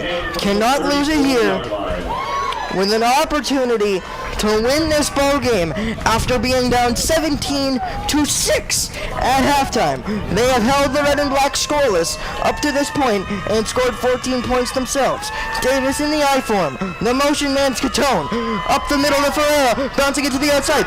Keeps control of the ball, and he's got a gain of 9. The clock will tick, tick, tick, tick. Under 3 minutes we go. Of course, Coach Belcher trying to take every second he can off this clock. A gain of 9 to the 25-yard line. What a second half by the Tanners. They've caused 2 turnovers. They've turned it over themselves. A game of ups and downs this has been. It looked like the Tanners may have been out of it at certain points in this ball game. They were really struggling on the offensive end in the 1st half. They've really changed that in the 2nd half. It's another handoff to Ferreira, who's got enough for a 1st down, which will bring us under 2 minutes. Dante Delagrati is starting to feel it. They got 10 seconds.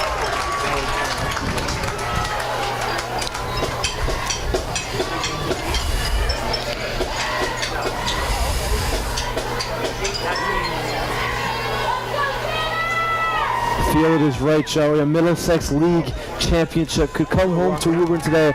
Of course, Reading with James Murphy getting it the last few years. But today, what a special moment it could be when Woburn shared that Middlesex League trophy with Belmont. The teams will...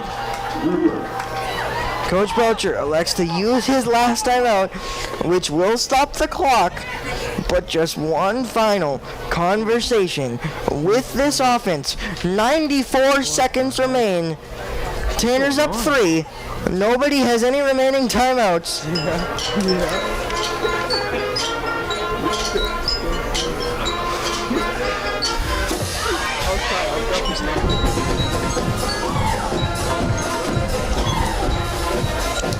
We thank you to all viewers joining us today on Thanksgiving. Hopefully you're enjoying time with family.